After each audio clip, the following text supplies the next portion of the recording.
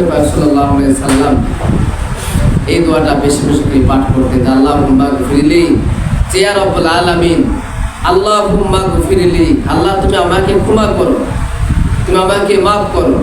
আমি যে অন্যায় করেছি, আমি যে গুনাহ করেছি, আমি যে পাপ করেছি, আমি যে অনেক পাপ করেছি, অনেক গুনাহ করেছি, অনেক অন্যায় করে ফেলেছি, ইয়া রাব্বুল আলামিন, আমার এই পাপ তুমি ক্ষমা করে দাও, আমার এই গুনাহ তুমি মাফ করে দাও, এবং আমি যে অন্যায় করেছি তোমার কাছে এটা তুমি ক্ষমা করে দাও।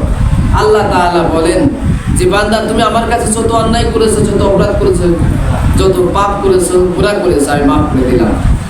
আল্লাহুম্মা গফিরলি। কিন্তু মানুষের কাছে যে তুমি যে অন্যায় করেছো, মানুষের কাছে যে তুমি কষ্ট দিয়েছো, দুঃখ দিয়েছো, এইটা মানুষের জিনিস মেরে খেয়েছো, মানুষের একটা জিনিস তুমি জোর করে জুলুম করে খেয়েছো, এটা আমি কখনোই মাফ করতে পারবো না। এটা মাফ করার এখতিয়ার একমাত্র তুমি যার কাছে অপরাধী করেছো, তুমি তার কাছে এটা তুমি ক্ষমা চেয়ে আসো, এটা তুমি মাফ চেয়ে আসো। তুমি একজন মানুষের একটা জিনিস তুমি খায় ফেলা দিলা, একটা জিনিস তুমি জোর করে তুমি দখল করলে, একটা জিনিস তুমি জোরপূর্বক করে তার কাছ থেকে আদায় করে নিলা, এটা ক্ষমা তার কাছে চাইতে হবে এবং তার কাছেই মাফ চাইতে হবে। তো আল্লাহ তাআলা বলছেন আমার কাছে যত গুনাহ করেছো, যত পাপ করেছো, আল্লাহুম্মা গফিরলি, আমি তোমাকে ক্ষমা করে দিলাম। আমি আল্লাহর কাছে বলবো আল্লাহুম্মা গফিরলি, আল্লাহ তুমি আমাকে ক্ষমা করে দাও, আল্লাহ তুমি আমাকে মাফ করে দাও। তা আমি যদি আল্লাহ তাআলার কাছে মাফ চাই, ক্ষমা চাই এই দোয়ার মাধ্যমে, আল্লাহুম্মা গফিরলি, আল্লাহ তুমি আমাকে ক্ষমা করে দাও, তুমি আমাকে মাফ করে দাও। আল্লাহ আমি এতদিন নামাজ পড়ি নাই, আমি আজকে থেকে 5 ওয়াক্ত নামাজ পড়তে চাই, পূর্বের গুনাহ তুমি মাফ করে দাও আল্লাহ। আর আমি তোমার দিকে ফিরে আসতে চাই, আমি তোমার দিকে ফিরে আসলাম, আমি আর পিছনের দিকে যাবো না, আমি তোমার দিকে আসতে চাই। তুমি আমাকে গ্রহণ করে নাও, তুমি আমার প্রতি দয়া করো, অনুগ্রহ করো, তুমি আমাকে গ্রহণ করো, তুমি আমাকে বাঁচাও সমস্ত পাপ কাজ থেকে। এই জন্য আমরা আল্লাহ তাআলার কাছে বলবো আল্লাহুম্মা গফিরলি ওয়ারহামনি। ওয়ারহামনি শব্দ অর্থ হচ্ছে আল্লাহ তুমি আমাকে দয়া করো, তুমি আমাকে অনুগ্রহ করো, তুমি আমার প্রতি মায়া করো। আল্লাহ তাআলার দয়া ছাড়া, আল্লাহ তাআলার অনুগ্রহ ছাড়া, আল্লাহ তাআলার মায়া ছাড়া আমরা এই পৃথিবীতে একটা সেকেন্ডও বেঁচে থাকতে পারবো না, 1 সেকেন্ডও থাকতে পারবো না। আমরা যে বেঁচে আছি এটা আল্লাহ তাআলার অনুগ্রহে বেঁচে আছি, আল্লাহ তাআলার দয়ায় বেঁচে আছি, আল্লাহ তাআলার মায়ায় আমরা বেঁচে আছি। আল্লাহ তাআলা আমাদের রহম করেছেন, এটা আমার হায়াত দিয়েছেন, এটা আল্লাহ তাআলার দেওয়া রহমত। তো এই দেওয়া হায়াত, এই রহমত, এটা আমরা যদি অন্যদিকে আমরা যদি ব্যয় করি এই হায়াতটা, তাহলে আমাদের কিন্তু জবাবদিহিতা আল্লাহ তাআলার সামনে করতে হবে এবং তিনি কঠোরভাবে উনি আমাদেরকে জবাবদিহিতা নেবেন, কঠোরভাবে আমাদের হিসাব নেবেন। কিয়ামতের মাঠে যখন আল্লাহ তাআলা হিসাব নেবেন, যখন আমাদেরকে বিচারের কাঠগড়ায় দাঁড় করাবেন, তখন আল্লাহ তাআলা বলবেন বান্দা তুমি দুনিয়া থেকে তুমি কি কি অন্যায় করেছো, কি কি পাপ করেছো, তোমার জবান দিয়ে তুমি বলো। মানে আল্লাহ তাআলা বলবেন তুমি কি অন্যায় করেছো তুমি বলো, তুমি কি তোমার যা যা অন্যায় করেছো, যা পাপ করেছো, যা গুনাহ করেছো তুমি বলো। ওই বান্দা বলতে চাইবে না, ওই বান্দা বলতে চাইবে না। কোটি কোটি মানুষ, এ তো মানুষের সামনে সবই তো চেনা শোনা মানুষ, এ সবই তো আমার পাড়া প্রতিবেশী মানুষ, সবই তো আমার এলাকার মানুষ, সকলেই তো আমার আত্মীয় স্বজন, সবই তো দেখা যাচ্ছে। এবং আমাদের পূর্বপুরুষ যারা আছে তাদেরকেও দেখা যাচ্ছে, আমাদের পরে যারা আছে তাদেরকেও দেখা যাচ্ছে। এত মানুষের সামনে আমি যে অপরাধ করেছি, রাতের অন্ধকারে আমি যে অপরাধ করেছি, অন্যায় করেছি, আমি যে পাপ করেছি, এটা আমি কিভাবে এখন বলি ইয়া রাব্বুল আলামিন। আল্লাহ তাআলা বলবে তুমি যখন করছিলে তখন আমার কথা মনে পড়ছিল না, যে তোমার এই কথা মনে পড়ছিল না, তুমি যখন পাপ করলা, গুনাহ করলা, অপরাধ করলা, তখন তোমার কি মনে পড়ছিল না যে এটার জন্য আমার জবাবদিহি করা লাগবে, এটার জন্য আমার হিসাব দেওয়া লাগবে, আল্লাহর সামনে দাঁড়াতে হবে, এটা তুমি মনে করেছিলে না? আর এখন তুমি মনে করতেছো আমি এত মানুষের কোটি কোটি মানুষের সামনে, যে সকলেই তো চেনা শোনা মানুষ, আমি অমুকের কাছ থেকে টাকা মেরে খেয়েছি, আমি এখন এটা কিভাবে আমি জবাব দেব? আমি অমুকের কাছ থেকে আমি একটা জিনিস চুরি করে খেয়েছি, আমি এটা এখন কিভাবে জবাব দেব? আমি অমুকের জমি দখল করে খেয়েছি, এটা আমি কিভাবে আমি জবাব দেব এখন? আমি অমুকের ক্ষেতের থেকে আমি পেঁয়াজ চুরি করে খাইছি, ধান চুরি করে খাইছি, অমুকের হাঁস চুরি করে খাইছি, অমুকের মুরগি চুরি করে খাইছি, আমি অমুকের কত মানুষের কত কিছু চুরি করে খাইছি, ডাকাতি করে খাইছি, এটা এখন কিভাবে হিসাব দেবো? ইয়া রাব্বুল আলামিন। আল্লাহ তাআলা তখন বলবেন, তুমি যখন এসবগুলি করছিলে তখন তোমাদেরকে আলেম ওলামারা তোমাদেরকে সতর্ক করতেন, আলেম ওলামারা তোমাদেরকে সতর্ক করতেন কোরআন এবং হাদিস দিয়ে। তোমরা সেই সতর্ক তোমরা মেনে চলো নাই, তোমরা সেই সতর্ক তোমরা মানো নাই, তোমরা আরো আলেম ওলামাদের কথা তোমরা প্রত্যাখ্যান করেছো, তোমরা আলেম ওলামাদের কথা তোমরা মনোযোগ দাও নাই, প্রত্যাখ্যান করেছো। এখন তোমাদের কে ঠেকাবে? এখন তোমাদের কে পাশে দাঁড়াবে? তোমাদের যে সাহস যোগাইতো, তোমার যে পাওয়ার যোগাইতো, তোমার পাশে দাঁড়াইতো, তারা এখন কোথায়? তো আল্লাহ তাআলা কিয়ামতের মাঠে এইসব যারা অন্যায় করবে, চুরি করবে, ডাকাতি করবে, চাঁদাবাজি করবে, টেন্ডারবাজি করবে, এইসব মানুষকে দাঁড় করায় আল্লাহ তাআলা বলবেন, তুমি যখন এসবগুলি করছিলে তখন তোমাকে যারা পাওয়ার দিয়েছে, যারা ক্ষমতা দেখাইছে, যারা তোমার পাশে দাঁড়াইতো, তাদেরকে এখন ডাকো। আল্লাহ তাআলার কাছে বলবেন, ইয়া রাব্বুল আলামিন, তারা তোমার পাশে এখন আসবে না। কেন আসবে না? তাদেরকে ডেকে নিয়ে আসো। কেন আসবে না? আসবে, আসার ব্যবস্থা আমি করতেছি। তখন আল্লাহ তাআলার কাছে বলবে, আল্লাহ তুমি এটা মাফ করে দাও। আল্লাহ তাআলা বলবে, তুমি যত মানুষের কাছে অপরাধ করেছো, যত মানুষের কাছে অন্যায় করেছো, যত মানুষের মনে কষ্ট দিয়েছো, যত মানুষের মনে আঘাত দিয়েছো, সবার কাছে তুমি মাফ চাই আসো। ওই ব্যক্তিদের কাছে যাবে, আমি তোমার মনে কষ্ট দিয়েছি, আমি তোমার মনে আঘাত দিয়েছি, আমি তোমার জুলুম করেছি, আমি তোমার অত্যাচার করেছি, তুমি আমাকে মাফ করে দাও। আল্লাহ তাআলার তখন ওই বান্দার কাছে ওই বান্দা বলবে যে তুমি আমার কষ্ট দিয়েছো, জুলুম করেছো, অত্যাচার করেছো, আমার আঘাত করেছো, আমাকে তুমি অনেক কষ্ট দিয়েছো, আমি তোমার মাফ করতে পারি একটা শর্তে। সেই শর্তটা হচ্ছে তুমি তোমার যে আমল আছে এই আমলগুলো আমার দাও, তোমার যে সওয়াব আছে এই সওয়াবটা আমাকে দাও, তারপরে তোমাকে মাফ করবো। আসলে ওই জায়গায় সওয়াব, এখন যে অপরাধী তার তো সওয়াব নাই, তার তো সওয়াব নাই, তাহলে আমি তার সেই সওয়াবটা দেবে কিভাবে? হয়তো যাও কোন রকম আছে, ঠিক আছে তোমার সওয়াব দিয়ে দিলাম, তুমি আমাকে ক্ষমা করে দাও। আর একজনের কাছে যাবে যে আমি তোমার আমি তোমার কাছে অপরাধ করেছি, তোমার আঘাত দিয়েছি, তোমার কষ্ট দিয়েছি, তোমার অত্যাচার করে তোমার প্রতি জুলুম করেছিলাম, তুমি আমাকে মাফ করে দাও। আচ্ছা মাফ করতে পারি, তুমি আমাকে তোমার সওয়াব, তোমার যে নেকি আছে আমাকে দাও, আমি তোমাকে মাফ করে দেবো। এক নেকি যুদুক ছিল, একজনের কাছে শেষ হয়ে গেছে, নেকি তো আর আমার দেওয়ার মতন ব্যবস্থা নাই। এই জন্য মানে আল্লাহ তাআলা কিয়ামতের মাঠে বলবেন যে তুমি যখন অপরাধ করলা, অন্যায় করলা, অবিচার করলা, জুলুম করলা, অত্যাচার করলা, তখন তো আমার মনে পড়ছিল না যে আমার আল্লাহ তাআলার সামনে জবাবদিহি করতে হবে, আল্লাহ তাআলার সামনে দাঁড়াতে হবে, আমার এই হিসাব দিতে হবে, এই অন্যায়টার জন্য হিসাব দিতে হবে, এই খারাপ কাজ করতেছি এটার জন্য আমার হিসাব দিতে হবে। এটা তুমি তখন ভাবো না। আলেম ওলামারা তোমরা কি করছে?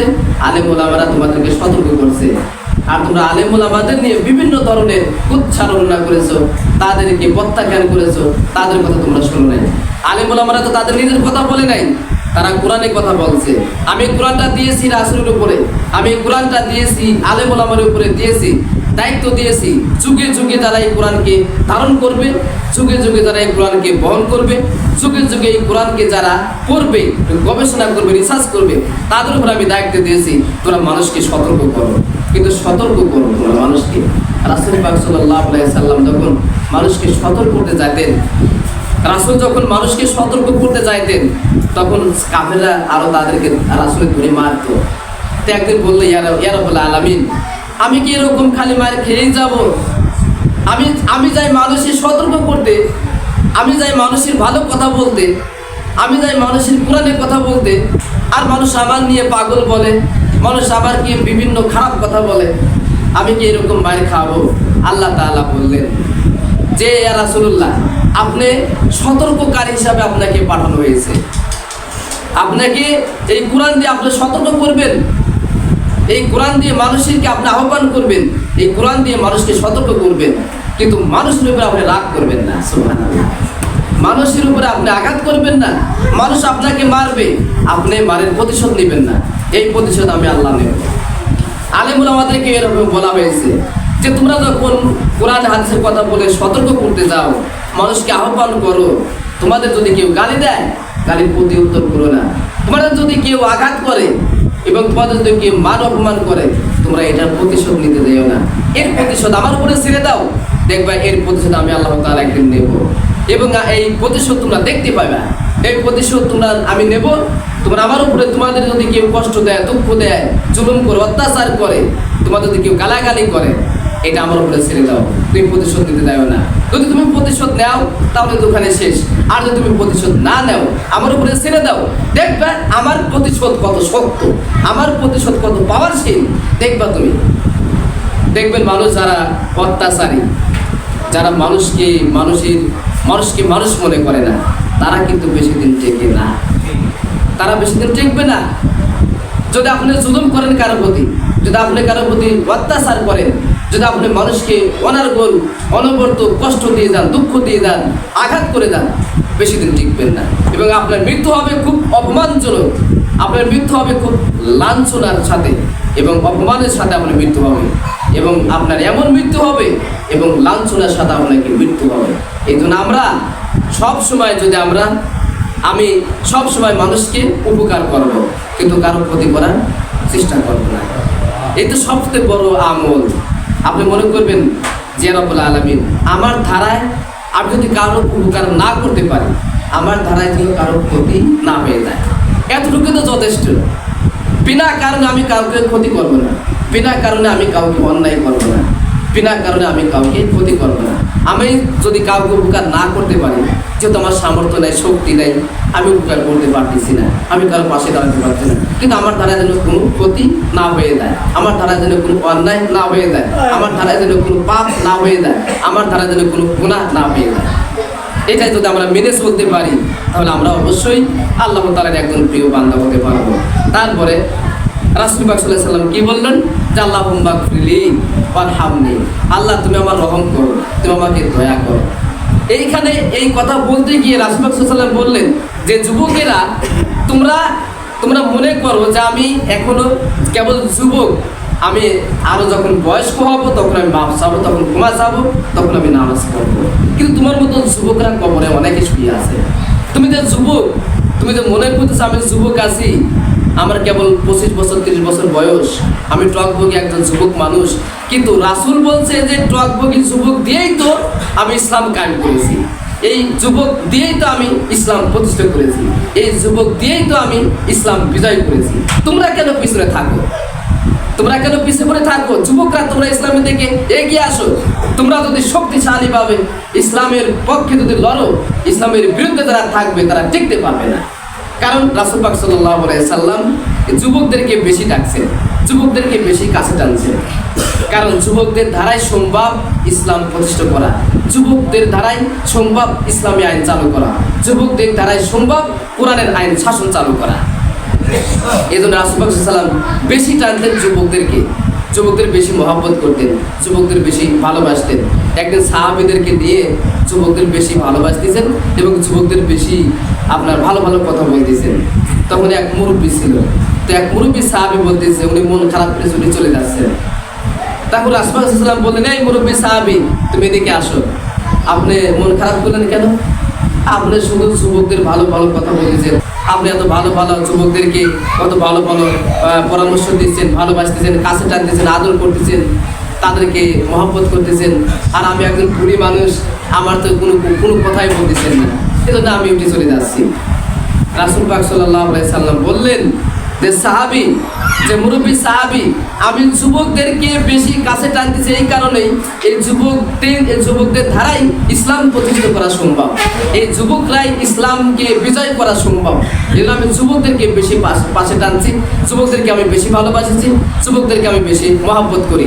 আর তুমি যে মুরব্বী হয়ে গেছাও, তুমি যুবকদের ভালো কথা শুনে তুমি মন খারাপ করছো, তোমার কি যুবক বয়স ছিল না? তুমি তখন কোথায় ছিলা? তুমি এক সময় যুবক ছিলা, তুমি সেই যুবক কালটা পালিয়ে দিয়ে আসছো। তোমার সেই যুবক কালটা যদি ভালোভাবে পাড়ি দিতে আসে পারো, আল্লাহ রাস্তায় কারা দিতে পারো তোমার যুবক কালটা, তুমি একজন সফল। এই জন্য আল্লাহ তাআলা কিয়ামতের মাঠে মানে বলবে যে তোমার যৌবন কালটা কোন দিকে কাটিয়েছো, তোমার যৌবন কালটা কোথায় কাটিয়েছো এই হিসাবটা তুমি দাও। মানে প্রত্যেকটা মানুষের যৌবনকালের হিসাব নেবে না, আগে মুরব্বীদের হিসাব নেবে না, আগে বলবেন, ডাকবেন আর বলবেন যে আমি বান্দা তোমার একটা যৌবন কাল দিয়েছিলাম, একটা যুবক কাল দিয়েছিলাম, সেই যৌবনকালের হিসাবটা তুমি দাও। তুমি যৌবন কালটা কোথায় কাটিয়েছো, তুমি যুবক কালটা কোথায় কাটিয়েছো। মেয়েদেরকে বলবে তুমি যুবতী ছিলা, তুমি সেই যুবতী বয়সটা তুমি কোথায় কাটিয়েছো, তুমি সেই যুবতী বয়সটা তুমি কোথায় কাটিয়েছো, কোথায় তুমি ব্যয় করেছো যুবক কালটা।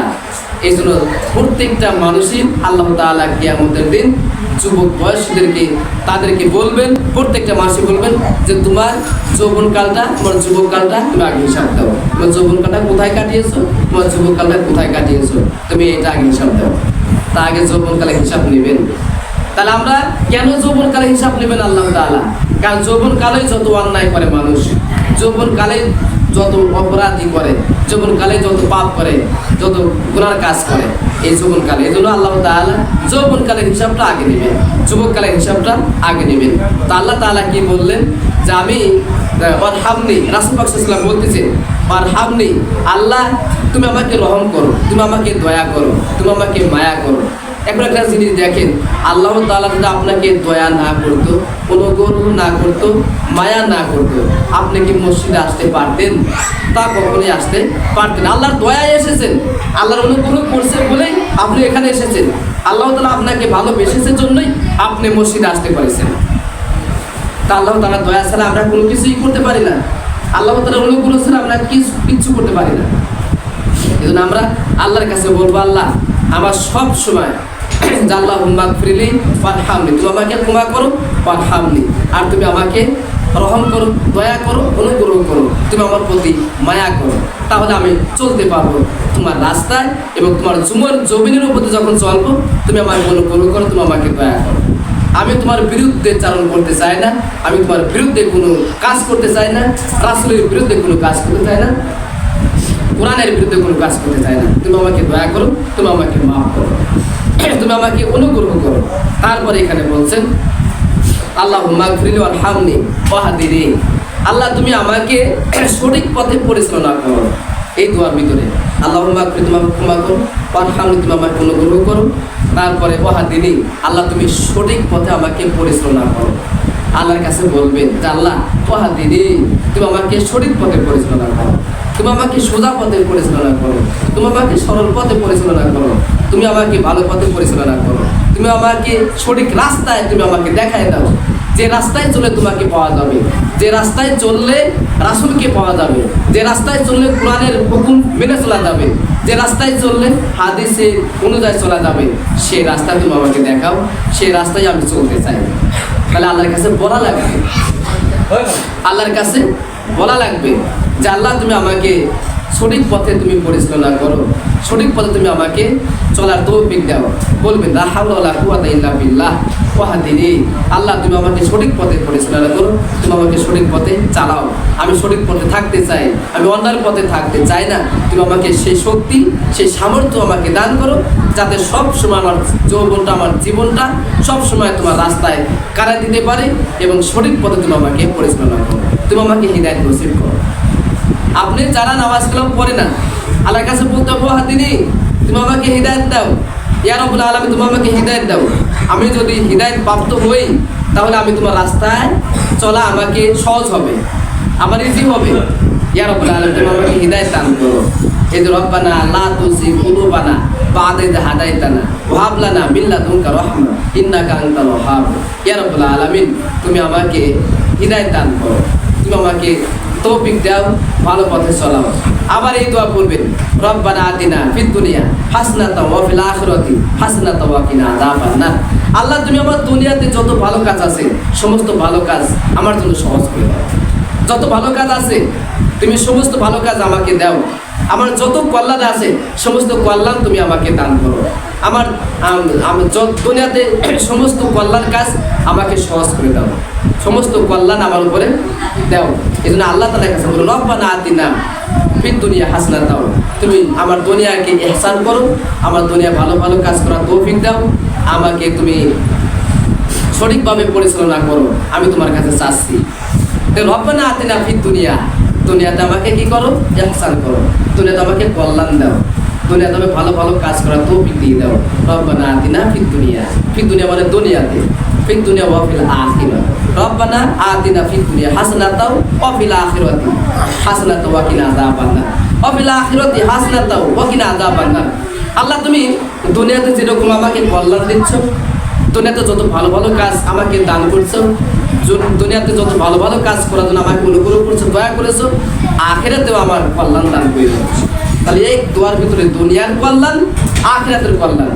দুনিয়াতে আল্লাহ তাআলা বলছেন এই দোয়া যে বান্দা পড়ে দুনিয়ার সমস্ত কল্যাণ তাকে দান করা হয়, আখিরাতের যত কল্যাণ তাকে দান করা হয়। আখিরাতের কল্যাণটা কি? আল্লাহ তুমি আমার আযাব দিও না, তুমি আমাকে কষ্ট দিও না, তুমি আমাকে মারো না, তুমি ফেরেশতা দিয়ে আমাকে মারো না। আল্লাহ ফেরেশতারা যেমন মার দেয় ওইটা আমি সহ্য করতে পারবো না, তুমি আমাকে আখিরাতেও তুমি আমাকে কল্যাণ দিও, আখিরাতে যত কষ্ট আছে সমস্ত কষ্ট তুমি দূর করে দিও। এইটা হচ্ছে রব্বানা আতিনা ফিদ দুনিয়া হাসানাতাও ওয়া ফিল আখিরাতি হাসানাতাও ওয়া কিনা আযাবান্নার। এক ব্যক্তি আমার কাছে এটাকে বললো যে ভাই আমি একেবারেই গরিব, একেবারেই হত দরিদ্র, তা আমি কোন দোয়া বললে আল্লাহ তাআলা আমাকে ধন সম্পদ বানিয়ে দিবেন, কোন দোয়া বললে পরে আল্লাহ তাআলা আমাকে ধনাত্মক বানিয়ে দিবেন, কোন দোয়া বললে আল্লাহ তাআলা আমাকে টাকা পয়সা দান করবেন। তা আমি বললাম যে আপনি বেশি বেশি করে বলবেন রব্বানা আতিনা ফিদ দুনিয়া হাসানাতাও ওয়া ফিল আখিরাতি হাসানাতাও ওয়া কিনা আযাবান্নার। এই দোয়াটা বেশি বেশি করে বলবেন। যখনই বিপদ সম্মুখীন মনে হবে এই দোয়াটা বেশি বেশি করে বলবেন। যখন আপনার বিপদ মনে হবে এই দোয়াটা বেশি বেশি করে পড়বেন। যখন আপনি রোগ ব্যাধির মধ্যে পড়ে যাবেন এই দোয়াটা বেশি বেশি করে পড়বেন। যখন আপনি অসুস্থতা ভোগ করতেছেন তখন আপনি বেশি বেশি করে আপনি এই দোয়াটা পড়বেন। আপনি মাঠে গেছেন, আপনি একটা বোঝা মাথায় করছেন, সেই বোঝাটা আপনি মানে আপনার আর কুলাতে পারতেছেন না, ওই অবস্থায় আপনি বলবেন রব্বানা আতিনা ফিদ দুনিয়া হাসানাতাও ওয়া ফিল আখিরাতি হাসানাতাও ওয়া কিনা আযাবান্নার। আল্লাহ তুমি আমাকে একটু কল্যাণ করো, তুমি আমাকে একটু কল্যাণ করলে, একটু ইহসান করলে, একটু দয়া করলে আমি বাড়ি মতো পৌঁছাতে পারবো। আল্লাহ তাআলা বলেন আমি ওই বান্দাকে পূর্ণ শক্তি দান করে দেই, ওই বোঝাটা তাকে বাড়ির মতো পৌঁছে দেওয়ার ব্যবস্থা, সেই শক্তি আমি আল্লাহ তাআলা দান করি। সুবহানাল্লাহ। যেন আমরা বেশি বেশি করে এই দোয়াগুলো আমরা পড়বো। এর আরেকটা দোয়া আছে রব্বানা যালামনা আনফুসানা ওয়া ইল্লাম তাগফির লানা ওয়া তারহামনা লানাকুনান্না মিনাল খাসিরিন। ইয়া রাব্বুল আলামিন, আমি আমার নিজের প্রতি জুলুম করেছি, আমি আমার নিজের প্রতি জুলুম করেছি, অত্যাচার করেছি। অত্যাচার নিজের প্রতি নিজে জুলুম করে কিভাবে? নিজের প্রতি নিজে অত্যাচার করে কিভাবে? রব্বানা যালামনা আনফুসানা, আল্লাহ তুমি আমাকে আমি ইয়া রাব্বুল আলামিন, আমি নিজের প্রতি জুলুম করেছি, আমি নিজের প্রতি অত্যাচার করেছি। কি জুলুম করলেন আপনি নিজের প্রতি? আপনি কি অন্যায় করলেন, কি অত্যাচার করলেন নিজের প্রতি? ইয়া রাব্বুল আলামিন, আমি যে আজকে ফজরের নামাজ পড়ি নাই, আমি আমার জীবনের উপরে জুলুম করেছি, আমি আমার জীবনের উপরে অত্যাচার করেছি, আমি এমন পাপে লিপ্ত হয়ে গেছি। এই যে আপনি পাপ করলেন, ফজর নামাজ আদায় করলেন না, এতে পাপ করলে এটা হচ্ছে নিজের জীবনের উপরে জুলুম করা, অত্যাচার করা এবং পাপী হওয়া। এই জন্য আমাদেরকে যে আমরা যে কাজ, যে গুনাহটাই করব, যে পাপটাই করবো, এটা আপনার নিজের উপরে জুলুম করলেন, ওটা আপনি নিজের উপরে নিজের অত্যাচার করলেন, আপনার নফসের উপরে জুলুম করলেন, আপনার নিজের উপরে আপনি জুলুম করলেন। এই জন্য শুধু মানুষের জুলুম করে মানুষের উপর না, আপনি নিজের উপর নিজেও জুলুম করেন। কিভাবে? অন্যায়ের মাধ্যমে, গুনার মাধ্যমে, নামাজ ত্যাগ করার মাধ্যমে, পাপ করার মাধ্যমে সে নিজেকে নিজের উপরে জুলুম করে, অত্যাচার করে, নিজেকে নিজের উপরে সে পাপকে তার নিজের উপরে চাপিয়ে দেয়। এটা কিন্তু এটা আল্লাহ তাআলা, যে পাপটা করবেন, যে অন্যায়টা করবেন, যে খারাপ কাজটা করবেন, তাহলে বুঝে নেবেন আমার নিজের উপরে আমি নিজে জুলুম করলাম, আমার নিজের উপর নিজে আমি অত্যাচার করলাম। এই জন্য আমাদেরকে তাহলে কে দোয়াটা বেশি? আল্লাহ রব্বানা যালামনা আনফুসানা, আমি যে নিজের উপরে যে জুলুম করেছি, যে অত্যাচার করেছি, যে গুনাহ করেছি, যে পাপ করেছি, যে অন্যায় করেছি, রব্বানা যালামনা আনফুসানা ওয়া ইল্লাম তাগফির লানা ওয়া ইল্লাম তাগফির লানা, আল্লাহ তুমি আমাকে ক্ষমা করে দাও। আমি তো নিজের উপরে জুলুম করেছি, আমি তো নিজের উপরে যে অন্যায় করেছি, আমি তো নিজের উপরে যে অত্যাচার করেছি, আমি তো নিজের উপরে যে পাপ করেছি, যে গুনাহ করেছি, যে অন্যায় করেছি নিজের উপরে, ওয়া ইল্লাম তাগফির লানা ওয়া ইল্লাম তাগফির লানা, তুমি আমাকে ক্ষমা করে দাও। আল্লাহ তুমি যদি ক্ষমা না করো কে ক্ষমা করবে? তুমি যদি ক্ষমা না করো কে ক্ষমা করবে? আল্লাহর কাছে ক্ষমা চাওয়ার সহজ পদ্ধতি, সবচেয়ে দামি কথা হচ্ছে আপনি এইভাবে বলবেন যে আল্লাহ আমার যদি তুমি আমাকে ক্ষমা না করো, আল্লাহর কাছে বলবেন যে আল্লাহ আমি তোমার যে বান্দা, তোমার আরো অনেক বান্দা আছে, আমি ছাড়া তোমার অনেক বান্দা আছে, কিন্তু তুমি ছাড়া আমার আর কেউ নাই, তুমি ছাড়া আর আমার কেউ নাই। আল্লাহর কাছে বলবেন, আল্লাহ তাআলার কাছে ওয়াল্লাম তাগফিরিলানা, যে আর রব্বুল আলামিন, যে আমি সবসময় আমি আল্লাহর কাছে ক্ষমা, আল্লাহ তুমি আমাকে ক্ষমা করে দাও। তুমি যদি ক্ষমা না করো, আমার উপরে যে জুলুম করেছি, যে অন্যায় করেছি, যে খারাপ কাজ করেছি, তাহলে আমি কার কাছে আর ক্ষমা চাবো? আল্লাহর কাছে বলবেন, আমি ছাড়া তোমার পৃথিবীতে অনেক বান্দা আছে। আল্লাহ, আমি ছাড়া তোমার পৃথিবীতে অনেক বান্দা আছে, কিন্তু তুমি ছাড়া আমার আর কেউ নেই। এই কথা আল্লাহর কাছে বলবেন। আল্লাহ তাআলা এই কথাতে এত খুশি হয়, আল্লাহ তাআলা বলেন, আমার এই বান্দা বলে কি, আমার এই বান্দা কয় কি, যে আমার ওই বান্দা বলতেছে যে আমি ছাড়া অনেক পৃথিবীতে বান্দা আছে, কিন্তু আমি ছাড়া নাই ওর কেউ নাই।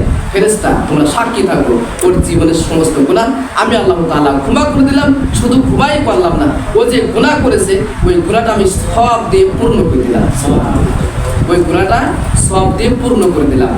এই জন্য আমরা আল্লাহ তাআলার কাছে বলবো যে রব্বানা যালামনা আনফুসানা ওয়া ইল্লাম তাগফির লানা ওয়া তারহামনা লানাকুনান্না মিনাল খাসিরিন।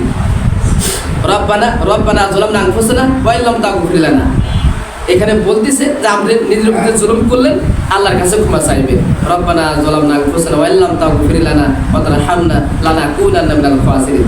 আল্লাহ, তুমি তো আমাকে ক্ষমা করবে এবং এর পাশাপাশি তুমি আমার প্রতি দয়া করবে। ক্ষমা তো করবে, শুধু ক্ষমা করলে হবে না, তুমি আমার প্রতি দয়া করবে, তুমি আমার প্রতি অনুগ্রহ করবে, তুমি আমাকে মায়া করবে, দয়া করবে, অনুগ্রহ করবে, তুমি আমাকে ভালোবাসবে। যদি তুমি আমাকে ভালো না বাসো, তাহলে তো ক্ষমা করে লাভটা হলো কি? তুমি তোমাদের ক্ষমা করবেই, ক্ষমা করার পর তুমি আমাকে গ্রহণ করবে, তুমি আমাকে ভালোবাসবে, এবং তুমি আমাকে বন্ধু হিসাবে কবুল করে নেবে, তুমি আমাকে মহব্বত করবে, ভালোবাসবে। দেখো, রব্বানা যালামনা আনফুসানা ওয়া ইল্লাম তাগফির লানা ওয়া তারহামনা লানাকুনান্না মিনাল খাসিরিন। আল্লাহ, তুমি যদি আমার প্রতি যে জুলুম করেছি, যে অত্যাচার করেছি, তুমি যদি ক্ষমা না করো, তুমি যদি আমাকে রহম না করো, লানাকুনান্না মিনাল খাসিরিন, আমি ক্ষতিগ্রস্ত হয়ে যাবো। ক্ষতিগ্রস্ত হয়ে যাবো না, আমি ক্ষতিগ্রস্ত হয়ে যাবো। এটা আমরা কিন্তু অনেক সময় বলি যে আমি ক্ষতিগ্রস্ত হয়ে গেলাম, কিন্তু আপনি কি কোনো সময় মনে করছেন, বলছেন আল্লাহর কাছে যে আল্লাহ, তুমি তো আমাকে গুনাহ ক্ষমা না করো, তুমি তো আমাকে মাফ না করো, তুমি তো আমাকে রহম না করো, দয়া না করো, তা আমি তো ক্ষতির মধ্যে পড়ে যাবো, আমি তো ক্ষতির মধ্যে পড়ে যাবো। অনেক সময় আপনি মানুষের কাছে বলতেছেন যে তুমি আমাকে এই জিনিসটা ক্ষতি করলে, এটা তুমি করো না, আমি ক্ষতির মধ্যে পড়ে যাবো। কিন্তু মানুষের কাছে আপনি বললেন, আর আল্লাহর কাছে কোনোদিনও বললেন না যে রব্বুল আলামিন, আমি যে অন্যায় করেছি, যে পাপ করেছি, জুলুম করেছি, তো তুমি মাফ না করো, ক্ষমা না করো, তাহলে আমি ক্ষতিগ্রস্ত হয়ে যাবো, আমি এমন ক্ষতিগ্রস্ত হয়ে যাব যে এই ক্ষতিগ্রস্ত আমি কখনোই এটা থেকে আমি ফিরে আসতে পারবো না, তুমি যদি দয়া না করো, তুমি তো অনুগ্রহ না করো। এই জন্য আমরা এই দোয়াটাও বেশি বেশি কি পড়বো, যে রব্বানা যালামনা আনফুসানা ওয়া ইল্লাম তাগফির লানা ওয়া তারহামনা লানাকুনান্না মিনাল খাসিরিন। তারপরে ওয়াহদিনি, আল্লাহ তুমি আমাকে হিদায়াত দান করো, তুমি আমাকে সরল পথে চলাও, তুমি আমাকে সঠিক পথে পরিচালনা করো। তারপরে ওয়াজবুরনি, এখানে বলা হয়েছে যে ওয়াজবুরনি ইয়া রব্বুল আলামিন, তুমি আমাকে ওয়াজবুরনি, আমার জীবনে যত ক্ষতি হয়ে গেছে, আমার জীবনে যত ক্ষতি হয়ে গেছে, যত ক্ষতিগ্রস্ত হয়েছি, সব কিছু আমাকে পূরণ করে দাও, সব কিছু আমাকে পূরণ করে দাও। এই যে কয়েকদিন আগে বৃষ্টির কারণে অনেকেই দানা মার খাইলো, অনেকেই দানার পিছিয়ে মার খাইলো, এটা আল্লাহর কাছে বলেন ওয়াজবুরনি, আল্লাহ তুমি আমার যে ক্ষতি হয়ে গেছে, এই ক্ষতি থেকে তুমি আমাকে ক্ষতিটা পূরণ করে দাও। আল্লাহ তাআলা বলেন, আমার বান্দারা যখন বলে ওয়াজবুরনি, যে আল্লাহ আমার যে ক্ষতি হয়ে গেছে, আমার সংসারে, আমার সম্পদে, আমার টাকা পয়সা, আমার ক্ষেত খামারে যে ক্ষতি হয়ে গেল, এই ক্ষতিটা তুমি আল্লাহ পূরণ করে দাও, তুমি ছাড়া কেউ পূরণ করতে পারবে না। আল্লাহ তাআলা বলেন, আমি যে তোর ক্ষতি করেছি, এই ক্ষতির বিনিময় আমি অন্য সাইড থেকে তোর পূরণ করে দেবো। তাই দুঃখ পাওয়ার কোনো কষ্ট আছে? কষ্ট পাওয়ার কোনো কোনো প্রয়োজন নাই। এই জন্য আল্লাহ তাআলা বলছে ওয়াজবুরনি, আল্লাহ আমার জীবনে যত ক্ষতি হয়ে গেছে, আমার জীবনে সম্পদের উপরে ক্ষতি হয়ে গেছে, আমার জীবনের উপরে ক্ষতি হয়ে গেছে, আমার মালের উপরে ক্ষতি হয়ে গেছে, আমার সম্পদের উপরে ক্ষতি হয়ে গেছে, আমার গরু ছাগলের উপরে ক্ষতি হয়ে গেছে, আমার ক্ষেত খামারের উপরে ক্ষতি হয়ে গেছে, ওয়াজবুরনি, আল্লাহ যত ক্ষতি হয়ে গেছে সমস্ত ক্ষতি তুমি পূরণ করে দাও। সমস্ত ক্ষতি তুমি পূরণ করতে পারো। আল্লাহ তাআলা তখন কি বলেন যে আমার এই বান্দার যত ক্ষতি হয়ে গেছে, যদি সে ইমানদার হয়, যদি সে মুমিন হয়, এই ক্ষতিটা হওয়ার কারণে, এই ক্ষতিটা যে হয়ে গেছে এর বিনিময়ে আমি অন্য সাইড থেকে তার ক্ষতি পূরণ করে দেব। সুবহানাল্লাহ। মুমিন হতে হবে, ইমানদার হতে হবে। তারপরে রাসূল পাক সাল্লাল্লাহু আলাইহি সাল্লাম বলছেন ওয়াফিনি ইয়া রাব্বুল আলামিন, এখানে বলবেন ইয়া ওয়াফিনি আল্লাহুম্মা গফিরলি ওয়ারহামনি ওয়াহদিনি ওয়াজবুরনি ওয়াফিনি। আল্লাহ তুমি আমাকে এই দুনিয়াতে চলাচল করতে গেলে নিরাপত্তার দরকার আছে, তুমি আমাকে নিরাপত্তা দান করো। আপনি নিরাপত্তা কার কাছে চাইবেন? নিরাপত্তা আল্লাহর কাছে চাইবেন। কোনো মানুষের কাছে নিরাপত্তা চাওয়ার কোনো প্রয়োজন নাই। আপনাকে কেউ হত্যা করতে পারবে না যদি আপনাকে মৃত্যু না থাকে। আল্লাহ তাআলা বলছেন সারা পৃথিবীর মানুষ যদি তোমার পিছনে লাগে তোমাকে কেউ হত্যা করতে পারবে না যত সময় পর্যন্ত তোমার মৃত্যু না হবে। তাহলে আমি কার কাছে নিরাপত্তা চাবো? আমি আল্লাহ তাআলার কাছে নিরাপত্তা চাবো। ইয়া রাব্বুল আলামিন, আমি সামাজিকভাবে, রাষ্ট্রীয়ভাবে, বিভিন্নভাবে আমি অনিরাপত্তায় আছি, নিরাপত্তাহীনতায় আছি, তুমি আমাকে নিরাপত্তা দান করো। আল্লাহ, আমি মানুষ আমাকে কষ্ট দেয়, মানুষ আমাকে দুঃখ দেয়, মানুষ আমাকে আঘাত করে, মানুষ আমাকে বিভিন্নভাবে জুলুম করে, অত্যাচার করে। আল্লাহ তুমি আমাকে কি করো? তুমি আমাকে নিরাপত্তা দাও, আমি তোমার নিরাপত্তায় থাকতে চাই। আল্লাহ তাআলা বলেন যখন কোনো বান্দারা আমার কাছে নিরাপত্তা চায় তখন আমি তখন ফেরেশতার মাধ্যমে তাদেরকে নিরাপত্তার ব্যবস্থা করে দেই, তাকে কেউ কিচ্ছু করতে পারে না। তো আল্লাহর কাছে আপনি নিরাপত্তা চাইবেন, আল্লাহর কাছে যদি নিরাপত্তা চান আল্লাহ তাআলা আপনাকে নিরাপত্তার ব্যবস্থা করে দিবেন। ইয়া রাব্বুল আলামিন, আমি জুলুমের ভিতরে আছি, অত্যাচারের ভিতরে আছি, নিপীড়নের ভিতরে আছি, মানুষ আমাকে খেল তামাশা করে, তামাশা করে, গালাগালি করে, অন্যায় করে, অবিচার করে, আমি কিছুই করতে পারি না, আমি দুর্বল মানুষ, তুমি আমাকে নিরাপত্তা দান করো। তারপরে এখানে বলা হয়েছে পর ঝুঁকনি, আল্লাহ তুমি আমাকে রিজিক দান করো, তুমি আমাকে রিজিক দান করো। ইয়া রাব্বুল আলামিন, আপনি রিজিক চাইবেন কার কাছে? একমাত্র আল্লাহ তাআলার কাছে রিজিক চাইবেন। আল্লাহ তুমি আমাকে রিজিক দান করো, আমি অভাবে আছি, আমি দুঃখে আছি, কষ্টে আছি, আমার সংসার চালাতে পারতেছি না।